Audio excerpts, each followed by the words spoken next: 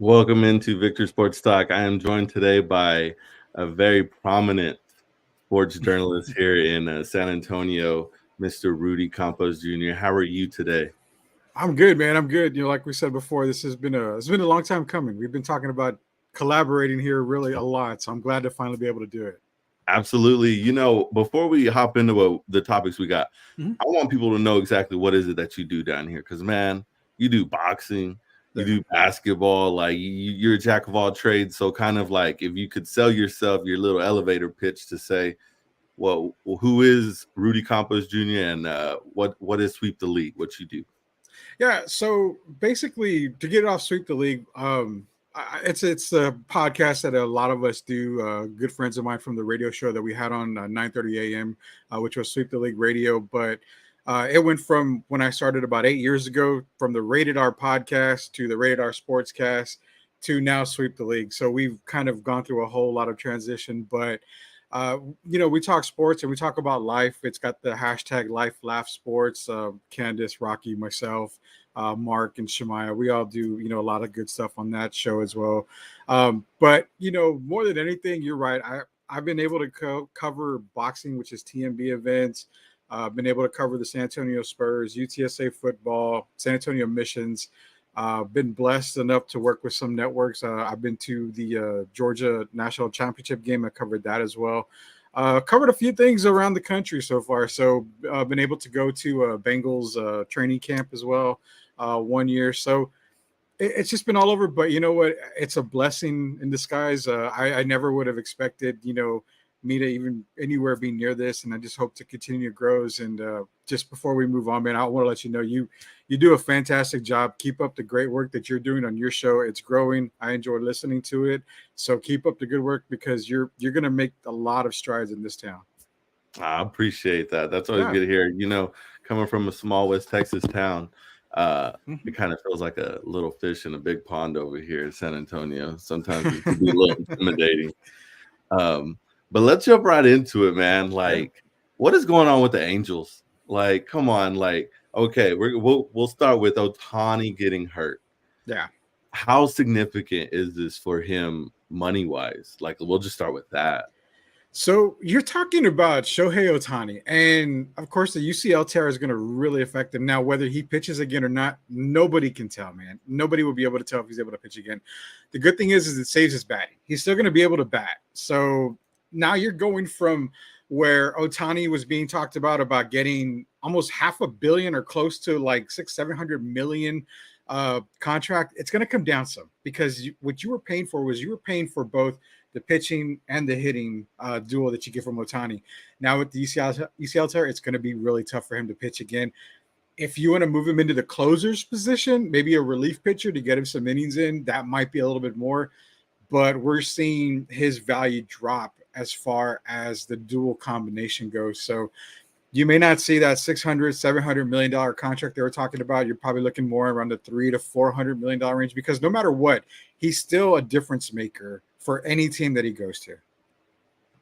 Absolutely. I agree with you 100%. I felt you were paying for two players, and at that star caliber, you're going to pay two players' salaries. Like the 600-700 million were very well intact. Now, the UCL, I have personal experience with it, and unless you get the surgery, which he's already had once, Yeah. unless you get it and you take more time off, you're not going to be the same. Nope. But one thing is his hitting. But that kind of jump, I'm glad that we did this at the time we did this because that's a perfect segue into Otani. Seems like he might be the type of guy to take less money to go to the playoffs. But with this injury, do you think that the Angels dumping everybody off, rage quitting how they did, placing basically everybody they went out and got on waivers, do you think they actually think they have a shot at Otani now? The Angels are an organization that feels that they're going to keep their main guys, as you can tell by Mike Trout. If I'm part of the Angels front office, I would have moved Mike Trout a long time ago. I mean, his value was so high a few years back that I could have gotten a plethora of prospects for him, and I could have got a lot of good players in return that would help me win now. Basically, you're holding on to Mike Trout. You're basically holding on to Shohei Otani. I think they're still believing that Otani will still be there along with Mike Trout. But again, what have they done with that combination that's going to make any more difference? They don't have anybody else anywhere in that lineup to give them the offense that they need. I mean, you're talking maybe Mickey Moniak, who's on the day-to-day right now. But outside of that, they have a couple of guys that are coming up through the prospects, but they're not anybody that's going to make a difference now. I'd say if I'm the Angels organization, I'd let Otani walk and just let him sign somewhere else. And I try to get as much value for Trout and kind of just go into, baseball Valhalla and just kind of get prospects in return as any way they could. Yeah, I mean, they already definitely blew it by not getting what they could for Otani, because they could have got everything under the sun for him, and not doing that. And then what they've already done now, and their contracts haven't worked out. How you said with Mike Trout, Anthony Rendon, like everybody that they're signing to these big contracts, they're just not getting the ROI. And when that doesn't happen, it's like, you're smart. I know you didn't want to trade Otani because you don't want to be that guy, but you're going to have to be that guy to let him walk, because you can't deal with this. And you know what? The Angels are a good organization because they have the money to pay for players, but it just seems like they pay for players at the wrong time. I mean, Albert Pujols is a perfect example. I mean, Pujols was still pretty much in his prime when he came to LA, but he didn't produce the way you needed him to produce. So again, you paid all this money, but you didn't have enough money to go get the utility players that you needed to fill those other positions to surround Pujols. You had Pujols and you had Trout. For a little bit there, it was Pujols, Trout, and Otani. That's, kind of murderer's row for those 1, 2, 3 guys. But again, if you can't surround yourself with other utility players and good pitching, you're not going to go anywhere in MLBs. Yeah, and they really should take a note to Moneyball and bring back Peter Brand and all these things, because the Rays, on the other hand, kind of don't spend the money, and we've seen the success there, although they definitely are risky with their pitching lab, to say, because pitchers get hurt like crazy. Yeah. But staying in the AL West, it became a tight race. Like, props to the Mariners. The Mariners, I've liked their young pitching. I've always felt they were going to waste Julio Rodriguez. I'm like, come on, you're living under Griffey's shadow. What do you make of this 3-team race down the stretch? It makes for exciting baseball, man. I mean, September is going to be, everybody waits for October for baseball because, it's playoff baseball. You get in the World Series around the corner and all this stuff. But September is going to make for a massive good race in the AL West. You've got Seattle and the Astros are tied for first. You've got the Rangers, who are a game back. Everybody says the Rangers are on the down, like they're coming down from their high. I still don't see it. Just take the Rangers, for example. They have 2 more series against the Mariners in September. They've got a series against the Astros. So much can change in September, where you could see the Rangers possibly take a 3-game lead over both of these teams.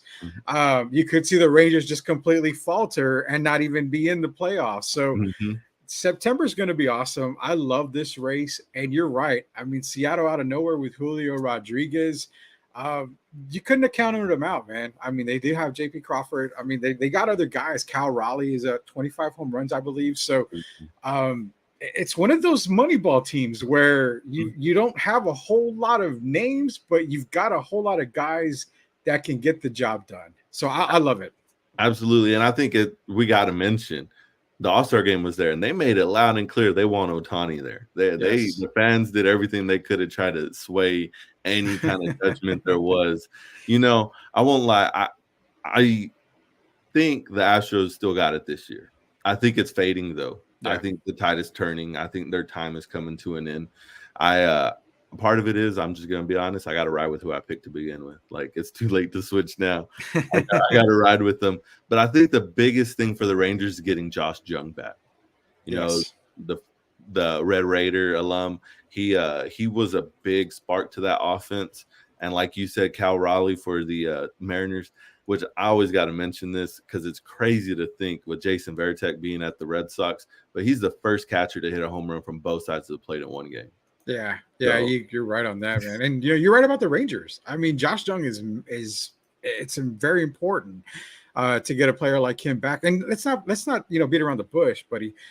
They've got Corey Seager, they've got Marcus Semien, they've got Adelis Garcia, they've got players there, and they've got pitching. I mean, you're talking about Max Scherzer's there too. So the Rangers have the pieces to turn it around in September and get back on the winning track. That's why the AL West is so awesome. I think you can see a lot of surprises. And to be real, I really think the World Series representative is going to come out of the AL West, is my opinion. Yeah, well, I won't lie. I would like to see the Astros again, if not the Orioles, because the Rays were there, but I just realistically don't see them. They've had too many injuries, distractions with Wander Franco. Yeah, that's And terrible. I just feel like the Orioles are due. I like a team kind of to come up, but with the Rangers too, I kind of feel they have their moments like the Angels, like with the contracts. You go out and get Chapman, and Chapman has shown good times, but like last night, hit by pitch in the winning run in extra innings. He has them type of moments, and I'm just a little worried with the Rangers as far as the little nagging injuries. Like, what's going to happen? Is Uvalde going to go down? Like, you can't have that. Yeah, the Rangers it's going to be kind of one of those organizations and one of those types of moves where you're right, it's kind of a head scratcher. When Aroldis Chapman came into the league, I was lucky enough to be living in Ohio. So he was a part of the Reds farm system. I saw him pitch in Dayton with the Dayton Dragons on his assignments. And just seeing him at a young age and still hitting, that 104, 105 mark was just unbelievable. But again, the one thing on Aroldis Chapman that's always been his Achilles heel is control. I mean, he can throw the ball like everybody and, throw it faster than everybody, but you got to be able to control it. And last night was a perfect example of why it's kind of hard to trust Chapman in big time situations. Yeah. And it just brings you back to Bull Durham, where he's like, you couldn't hit water, you fell out of the boat, and call him meathead. I'm excited about this baseball, and it doesn't make sense for me to say this because we're about to talk Cowboys football, but like I think a lot of big news media outlets forget that there's good baseball going on right now, and there's good storylines. But I guess baseball's not sexy enough. I guess I don't know why. I don't know why, man. I mean, baseball is America's pastime. I love baseball. I may not cover it as much as I do or talk about it as much as I do, but deep down, I love baseball. To see my San Francisco Giants actually doing good this year, it surprises the hell out of me. I didn't expect them to even be a part of any type of race, man. Oh, yeah. And then, hey, carried a no-hitter into the ninth inning, 1 out away. And, yeah, that was a rough one. I'm a Falcons fan too, man. So I understand rough times in sports. I'm used to disappointments. We're going to put a pin in that Falcons note because I have a question for you. And actually, we'll get started with it right now. It wasn't on our agenda, and I don't mean to put you on the spot like this, but we're talking about the Falcons. You mentioned them. Kyle Shanahan. Now, I told people this, and I'll go to die for this. I think he's the most overrated coach in the NFL. You've had the best defense the past 3 years. You've had one of arguably the best rosters, period, the past 3 years. And you didn't do anything. You gave a Super Bowl away to the Chiefs because you refused to run the ball. You gave a Super Bowl as an OC away to the Patriots because you refused to run the ball. And, I will say it how it is. If his name was not a Shanahan, there ain't no way he's earned that spot. That's a great point because when I look back at Super Bowl for the Falcons against the Patriots, it came down to the offensive management. And I can't blame Dan Quinn for that because Dan Quinn is a defensive guy. I mean, everybody knows that. Shanahan had the call. Now, I blame two people for that. I blame Shanahan and I blame Matt Ryan. I'm on the I don't like Matt Ryan list because I feel in the Super Bowl when it's, everything's on the table, there's no tomorrow, you have to win now. I really feel Matt Ryan should have had the balls to tell Kyle Shanahan, we are not doing this. We are doing this. We need to do this, or at least audible out of some place. Because a lot of the play calling in that second half, right? Not even the second half, we're talking about the last quarter and a half, was really skeptical. It really sketchy as far as Kyle Shanahan was calling it. So I agree with you on a lot of what you're saying. Kyle Shanahan as an OC he's done fantastic. I will not lie. He's put a lot of good quarterbacks in good positions. He's made a lot of offenses look really good. But as a head coach, he's never going to get it done. and he's got so much talent in San Francisco that there is no reason why they should not be the NFC representative year after year with him and that team. And I mean, I kind of expect them to be that team this year. But again, I don't see them at the very end making it that far. And if they do, I don't see them winning the Super Bowl. Yeah, well, you've said what I mean. Numerous have said the past 3 years. They can be that team. They can be that team, and it just doesn't quite seem to work out for them. And before we get into this nice little segue, I'm glad we talked about this. But like, just to top it off, Trey Lance, like you gave up so much for Trey Lance to get nothing in return, and it's like there's chalk one up again to go against Shanahan and against kind of his philosophy of thinking. But, this Trey Lance departure was definitely one that some may have saw coming, may have not. Were you at all surprised that the Cowboys were the one who called after they just gave Prescott a contract? Oh, God. First and foremost, I've never really been too much of a Trey Lance fan. Scouting him coming out of college, it was kind of it was cringy, put it that way. So seeing him not be able to succeed in the NFL was kind of an expected type thing. But what I was surprised was what you said. I was surprised that Dallas was even interested in Trey Lance. I mean, Trey Lance didn't show anything in San Francisco for any team in the NFL to make any type of phone call for. I mean, there was no reason any team should have called San Francisco. San Francisco should have cut Trey Lance and just cut his losses. But I give Shanahan and I give the front office a lot of credit. They were able to salvage. Now, they lost a lot of picks for him, but they were able to salvage to get a 2024 pick for him. Why is that important? Because in 2024, that draft class coming out is going to be one of the best draft classes when it comes to quarterbacks. So they can go out and get, that third string guy or maybe that backup quarterback that they're going to be looking at in that 2024 draft. So in fact, I'm going to say I hate the move the Cowboys did to get Trey Lance, and then you go right around and you cut Will Grier.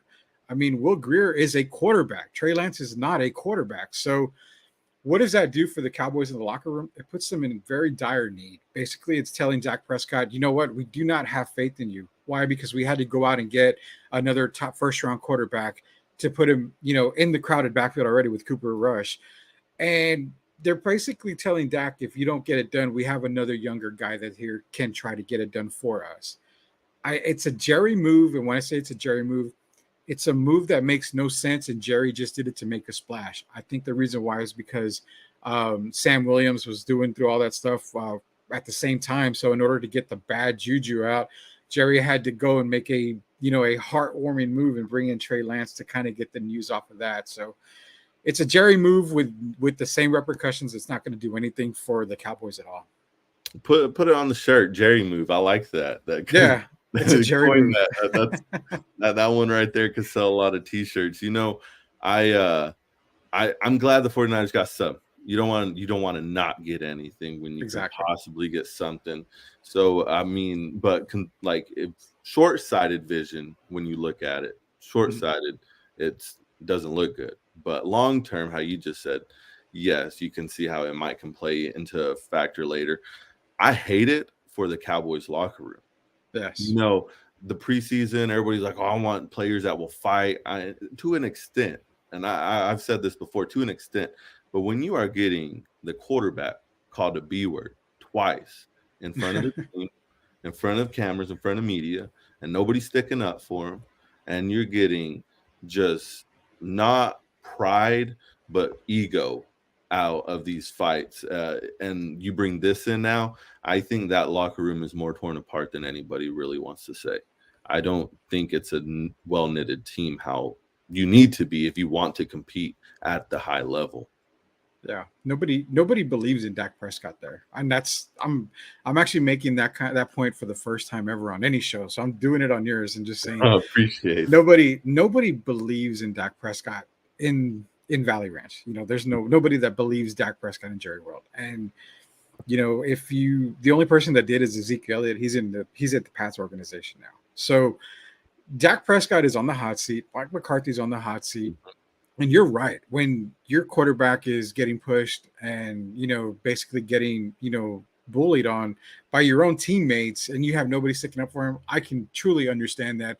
And it shows a lot of character on the Cowboys. It shows that there is no belief in Dak Prescott. That, you know what, Dak Prescott is going to get you here, but he's never going to get you here. He's never even going to get you higher than there. So I feel like Jerry again made another mistake by signing Dak to all that money. I think he has to go at least another year before that dead cap space isn't going to hit the team so hard. But I mean, let's be real. I'm not too much of a Cowboy fan. I tell everybody I'm a Cowboy fan because my wife is. So if I want to stay married, I got to be a Cowboy fan. But not me. I sleep on the couch, man. Yeah, the couch kind of hurts every now and then. So I've been on there a few too many times. But the same, it's like I said, man. Dak, nobody trusts Dak there. Nobody gives a crap about Dak right now, and fans are kidding themselves when they feel like Dak Prescott is that guy. He hasn't been that guy. He never will be that guy. And I just think it's time to move on from him. You know, while we're talking about quarterbacks and controversy, and again, don't mean to put you on the hot seat here, but you know, a lot of talk with Lamar Jackson getting his money. Did he earn it? Did he not? What are your thoughts on that? Like a lot of people, I won't say a lot. There's few that think he's poised to have a great season. Mm-hmm. I won't lie. I feel other way. But before we get into why I feel, how do you feel about him? So there's nothing wrong with a player getting paid. I mean, let's be real. And the quarterback position is the most important position outside of offensive line when it comes to a football team. So you have to have a leader. And, you know, I think the Baltimore Ravens, they did the right thing. They paid Lamar Jackson. They gave him his money. He got his bag. He got his contract. So you have your leader now. Does Lamar deserve that kind of money? I mean, I guess you can say he does, but it comes back to, you know, is he going to get you to the Super Bowl?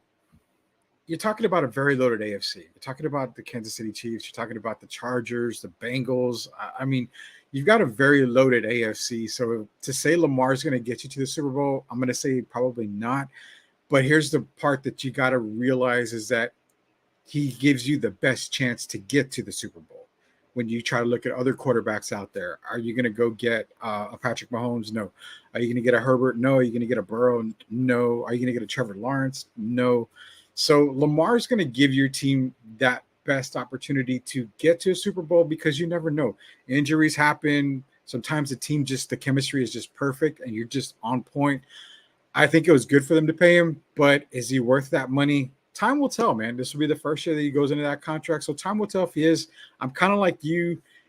He doesn't have the team around him just yet, but I think the Baltimore is going in the right direction. What I want to see is more passing from Lamar, less Michael Vick, more, you know, if we're going to go that way, more, you know, not even Kyler Murray, because Kyler Murray is a terrible quarterback. I just want to see more passing from Lamar Jackson. Let J.K. Dobbins do what he was brought in to do, and that's run the ball. You know, and I like how you just said, I get they paid him. There's nothing out there. Like I get it. You're gonna go and take a gamble on the future versus like you kind of have the best that you have available right now. I don't think he was necessarily worth that much, but I mean, today's economy, you pay what you got to pay. But one thing I will say is like how you just said with his passing, I don't trust his passing, and his legs are deteriorating every year. And that's just the fact of getting older, more hits, more yardage on them legs. And I don't see all the hype. I don't. I respect the money, regardless. The way I put it is you get mad at somebody going and chasing a new contract, chasing more money. If your best friend left where y'all worked together for 10 years for more money, you're going to be like, hey, man, congrats. You got more money. Yeah. So like that's all it comes down to. But while we're in this NFL talk, who do you feel comfortable about the Super Bowl this year? Ooh, Super Bowl predictions. I've done this a couple of times, and you know it's kind of weird because I kind of trade off a little bit here. You know, AFC, you got to go with the obvious pick is the Kansas City Chiefs, but they're not as obvious as I think people are making them out to be. I mean, you're going to have a very how do you put it? Unsuccessful, I guess, is a good way to put it. wide receiving core. I mean, you've got, Sky Moore's there. I think he's going to have a really good year. It's really just Travis Kelce, and you've got Patrick Mahomes on the offensive side. Chris Jones not signing yet. That's going to really, really affect their defense. So if that holdout happens the entire year, I think Kansas City is on the verge of not making the Super Bowl, which opens up the window for a team like Cincinnati. Cincinnati's got, great chance going in. Buffalo's got another great chance going in. But I got a little sleeper for you that I'm going to give you here. And I really, really love the Jacksonville Jaguars this year in the AFC. That's kind of a sleeper team for me. Yeah. I mean, yeah. Trevor Lawrence is going to take a step up. He's given another weapon in Calvin Ridley, who took the year off for gambling. We all gamble. Why in the hell are you getting suspended? I don't know. But we all gamble. Everybody gambles. But getting Calvin Ridley to go along with Christian Kirk, you have a Travis Etienne who's going to, I think, have a really good year for the Jacksonville Jaguars. You got a defense there as well. The offensive line needed a little bit of work. They did show up a little bit there in the offseason with them.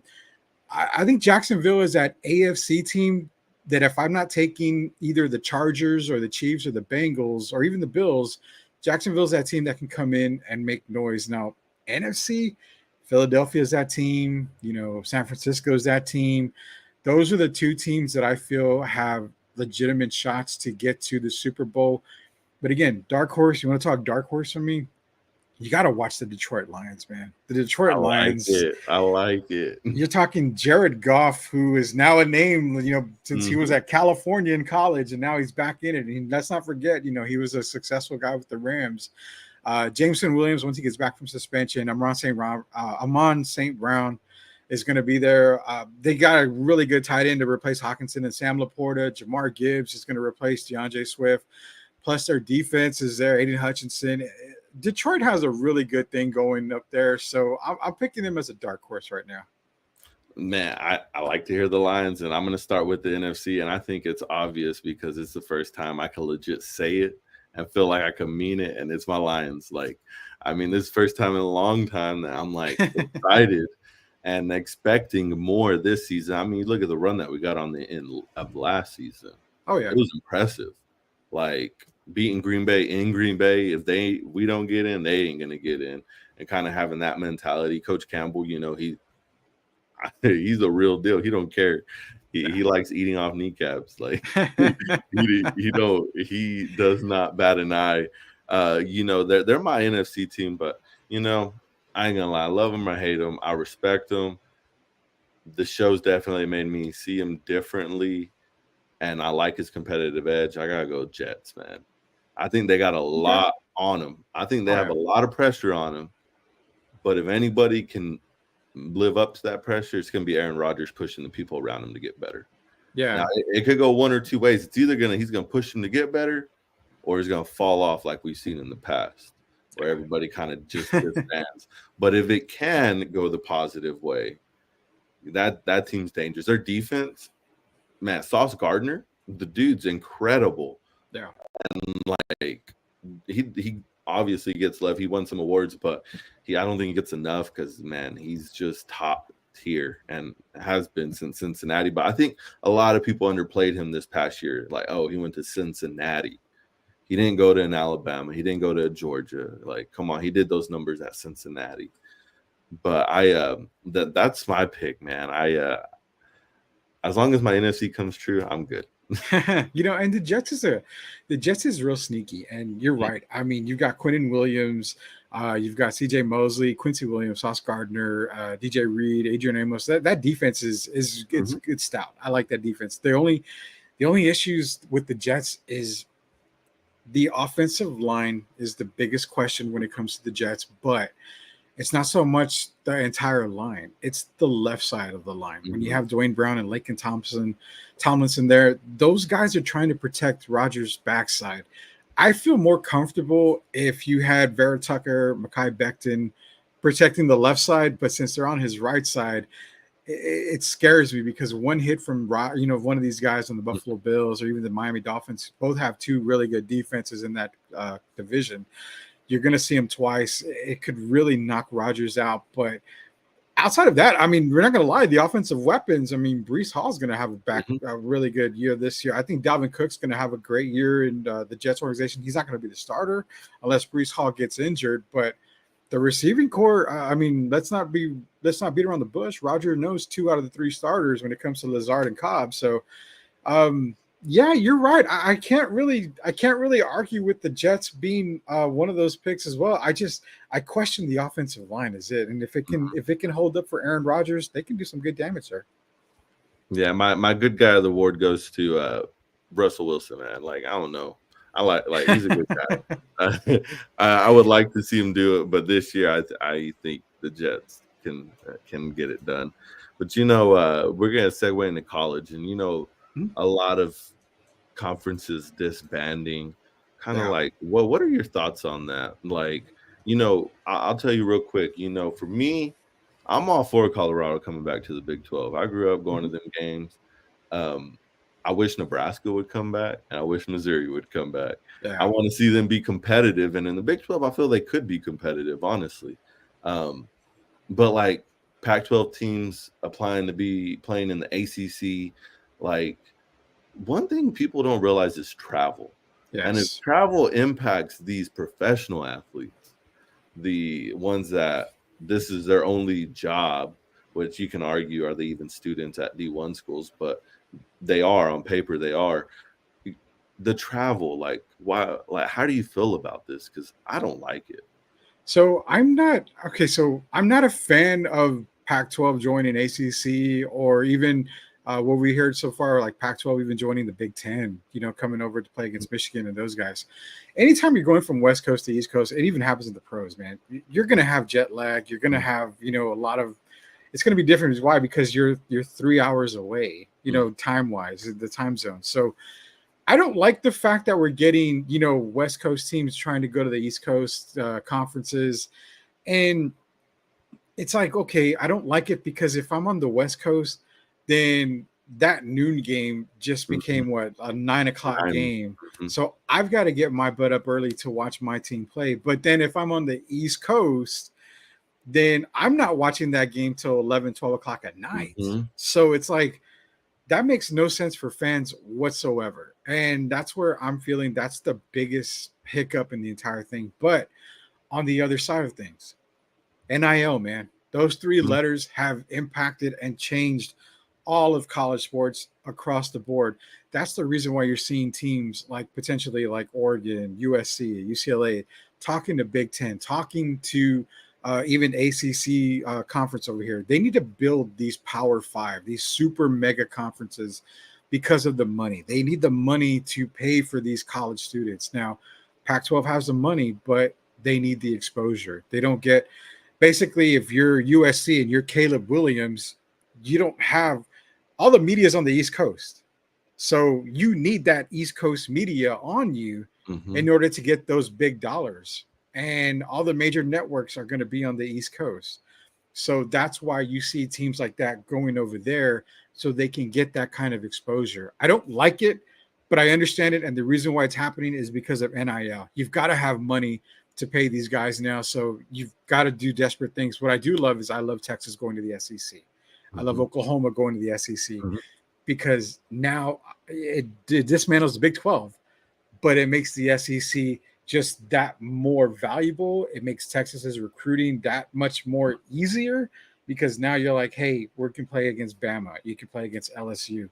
You can play against the Tennessees. All these teams here, all these powerhouses, you're going to see them year in, year out. Well, I felt like the Big 12 was stagnant for a while now, and it's because of recruiting. It's Mhm. hard unless you're quarterback college out of Oklahoma or you just want to play for Texas. Like, it's hard for the Big 12 to recruit.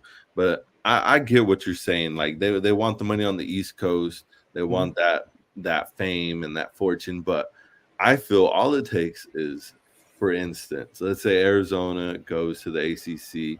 They play Seminoles first matchup of the conference. The Seminoles come over, ranked number 5, and they lose because they're Mhm. jet lagged. Yeah. It's gonna take one instance like that for them to be like, no, we need to end this as soon as possible because that's the reality of it. Like it sucks as a fan because how you mentioned you're having to schedule how you're gonna watch things, but it also as players, like your whole thing's you're not used to having 3-hour gaps in between your travel. Yeah. Yeah, you're not, and that's but again, another guy can come in and say, "Well, it's good because it prepares you for the pros." I mean, you're going from Los Angeles to New York to play a game, so it's kind of like, okay, in a way, it kind of prepares you. But you're right. I mean, it's going to take, but not only that, you're looking about travel. I mean, when there's snow, come wintertime in the East Coast, and you've got UCLA or Oregon traveling to go play Michigan, or to go wherever to go play in North Carolina or somewhere. What if you're grounded for 2 days and you only can get there in a day? So that messes up practice time. That messes up preparation. So I mean, it's a good idea, but it's also a bad idea for a lot. There's more bad reasons why you shouldn't do it than there are good reasons. For very Oh, plain and simple. yeah. Yeah. But if the only good reason is the money, then it wouldn't be surprising. Yeah. Your most exciting team that you're excited for this season in all of college football?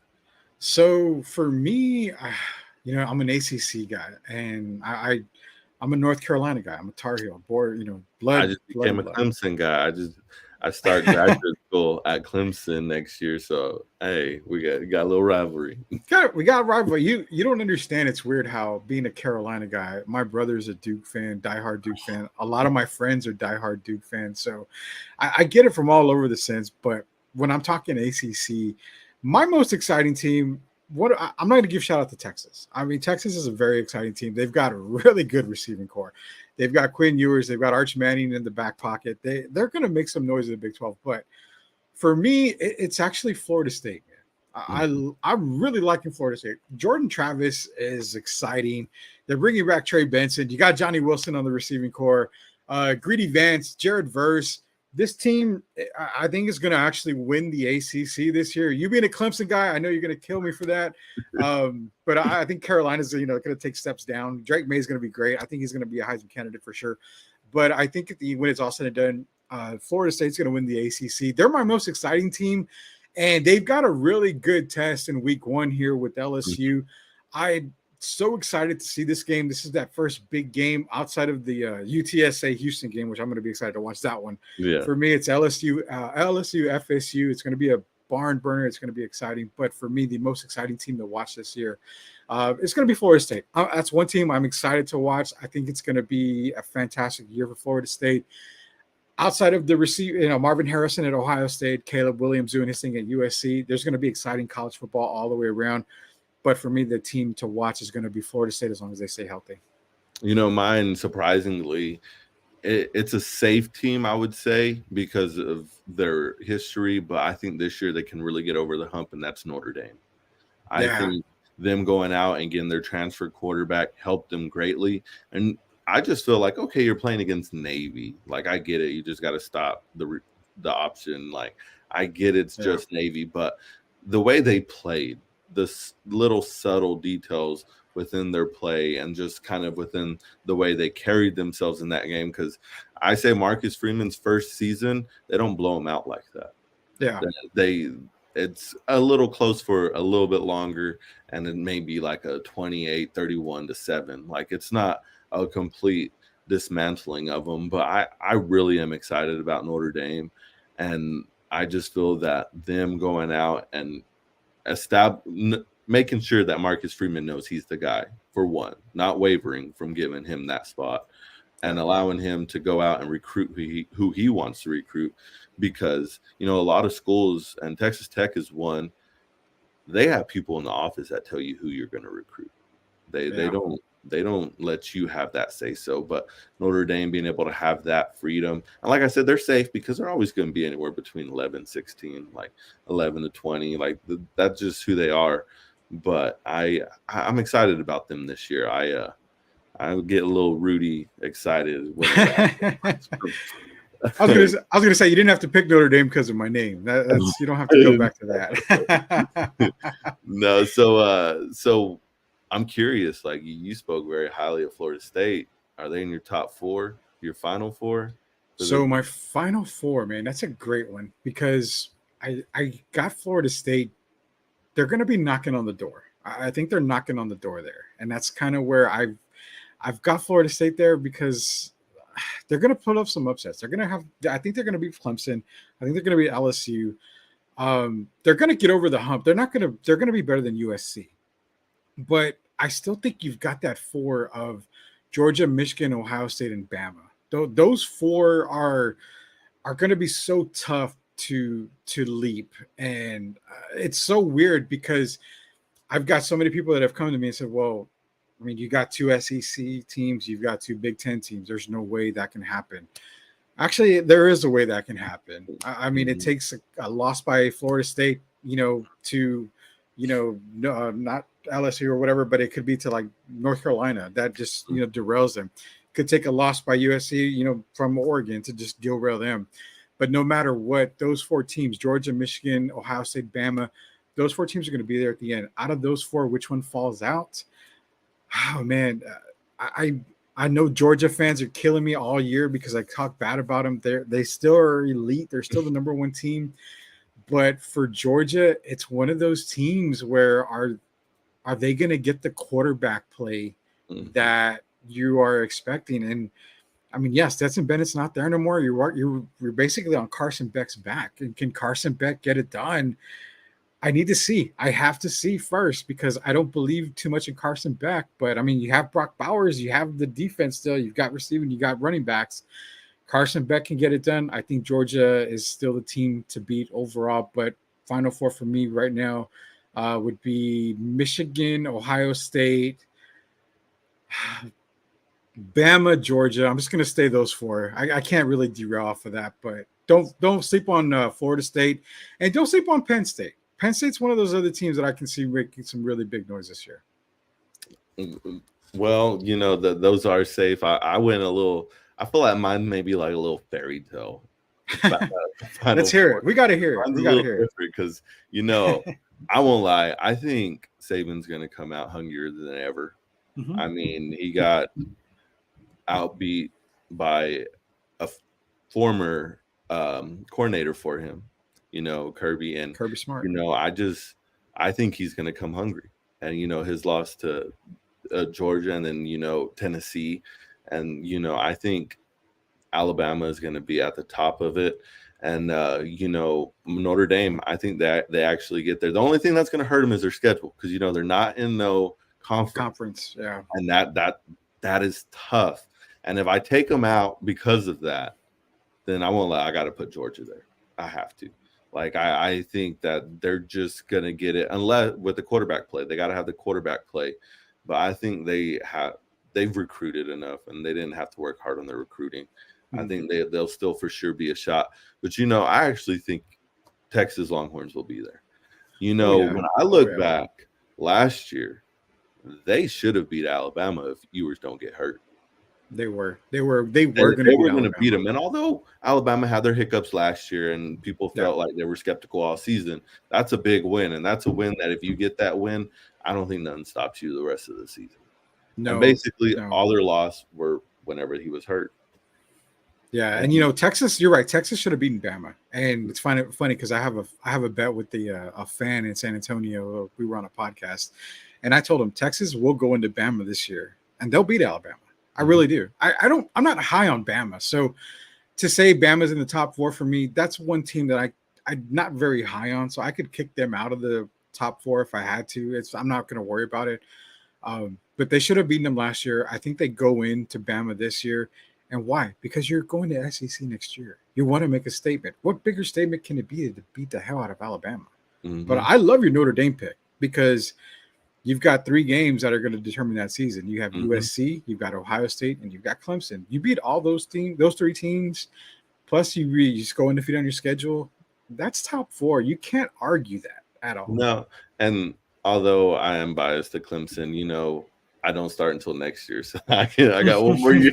I got one more year to root for the Fighting Irish against them to get it done because my team is actually Michigan State right now, also, and.